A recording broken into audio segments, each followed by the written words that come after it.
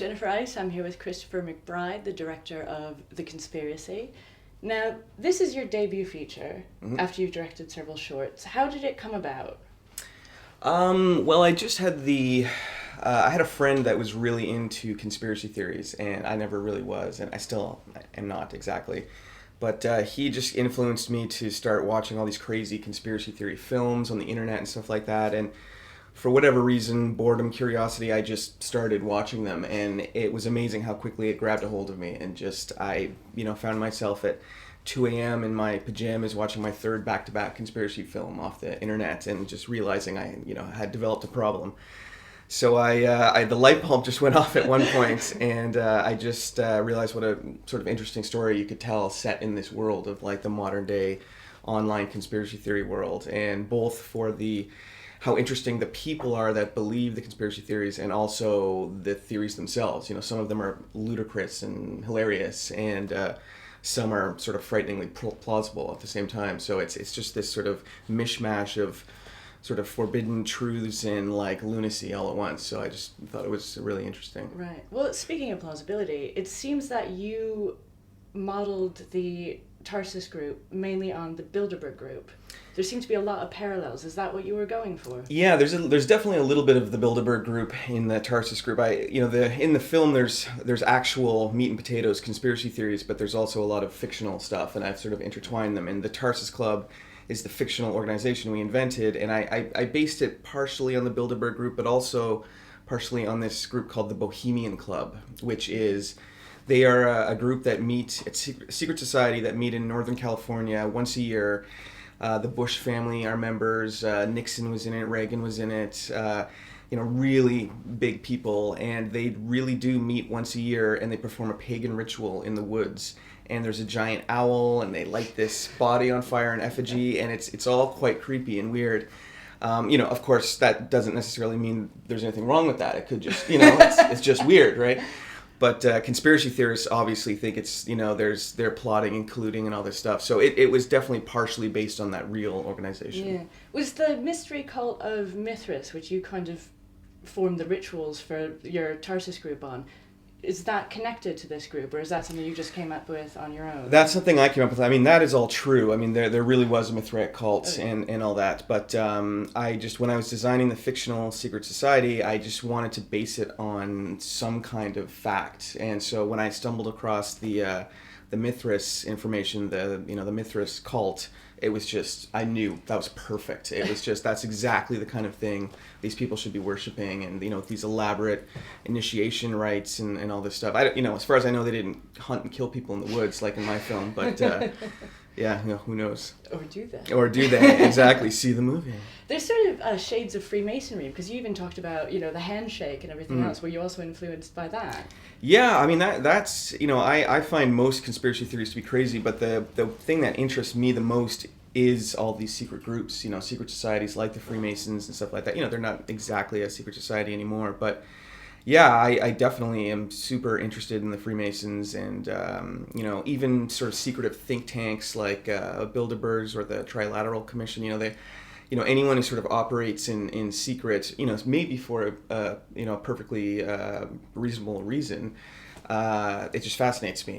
It's just, you just want to know more. And so yeah, Freemasons, Bohemian Club, any of these sort of secret groups that actually do exist in the world, I find fascinating. Well, one thing I love about your super secret fictional group is that it has a website with a phone number. Mm-hmm. So, you do make a bit of a point about how it actually behooves the society to have a slight public presence so that they can spin their PR. Is that kind of what... Yeah, definitely. I mean, that's definitely a main theme in the film, which is, how do you trust the information that you're getting? Should you trust, CNN or the BBC, or should you trust a conspiracy theory websites? How do you make up your reality based on the information you're getting, and who is controlling that information? And then ultimately, can you even trust this film that you're watching? Because, for those that have seen it, it becomes suggested in the film that maybe the people controlling this film are not who you think they are. So certain things in the movie are censored, and then the film actually sort of starts to lie to you at the end and tell you, you're not seeing what you think you're seeing. So that's definitely a sort of a big theme, is that, to just be wary of where you're getting your information. And as far as that website goes, that's the Tarsus website. We set that up well before the film. And since the film opened in the U.S., we've been averaging about 30 emails a day to that website of people who think it's real. And crazy stuff, like the subject line just says, like, we're coming for you. And, like, really, we're going to expose you. Some people want to join.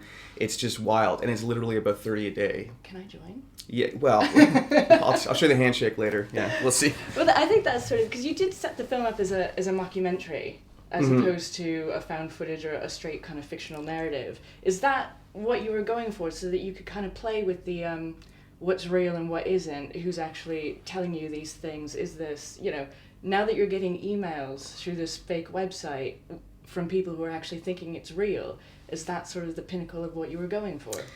Well, I mean, I never wanted to convince people it was real like the way the first Blair Witch did. I just, audiences are way too savvy for that. But I did want to just sort of blur the line in terms of, what aspects of the film are real and which ones aren't. Like, some of the people in the film are not actors. They're the actual people just being interviewed. And of course, some of the conspiracy theories are real. So there's...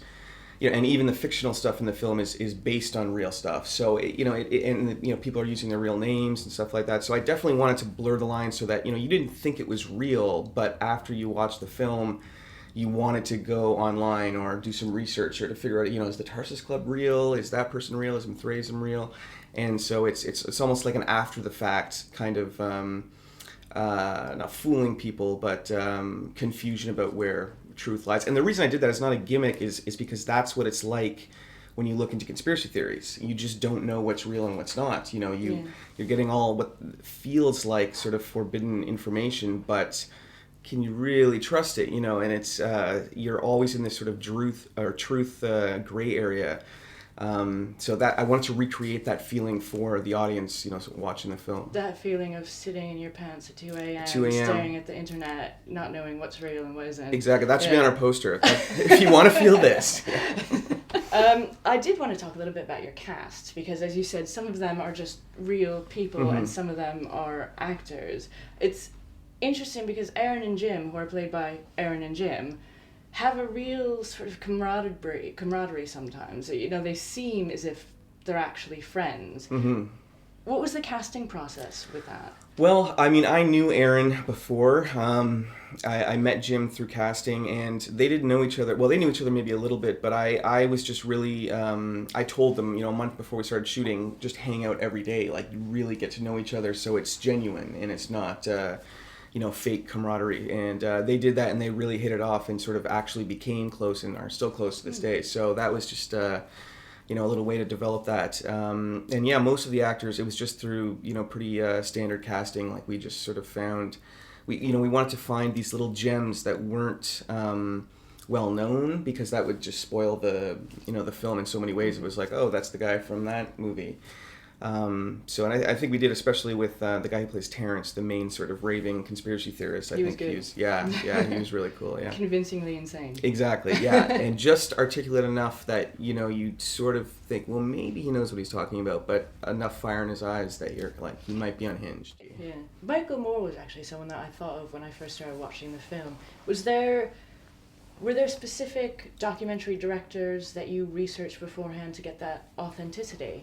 I watched a lot of documentaries as I was writing it mainly, and like The Cove was a big one, the dolphins and all that, because they really, that was a documentary that kind of turned into a thriller, in a way. Like, they infiltrate where they kill the dolphins in that documentary, and they go in with hidden cameras, and it just, and it's sort of thrilling. And so yeah, I definitely looked at documentaries for inspiration, just on how you could keep it feeling like a documentary but also feel cinematic at the same time. So it's not just, oh, it's a documentary, that's an excuse for it to be bland or, simple camera shots or something like that. But what I really watched for inspiration would be, I think, like 70s paranoia films, like The Parallax View and 3 Days of the Condor, All the President's Men, stuff like that. Like, I love those films, and they don't really make films like that anymore. And so... that was probably my biggest cinematic inspiration.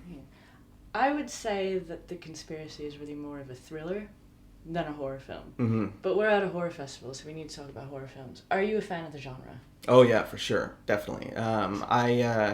Horror films for me were like conspiracy theories when I was younger because they were the forbidden fruit that I was not allowed to watch. Exactly. And my mom was so against, the existence of horror films, let alone letting her son watch them. So I'll never forget, I fooled my dad, who knew nothing about what I was allowed to watch or not watch. We went to the video store and he said, "What do you want?" And I, very nervously pointed at, it was Nightmare on Elm Street Part 2. And he was like, "Okay." And he rented it for me, and it was like, I just could not believe it. And yeah, and then I devoured them all through the conduit of my dim-witted dad. So what are you hoping to see this weekend? Are you going to be here for a little while? I'm going to be here till Monday morning. So, Excellent.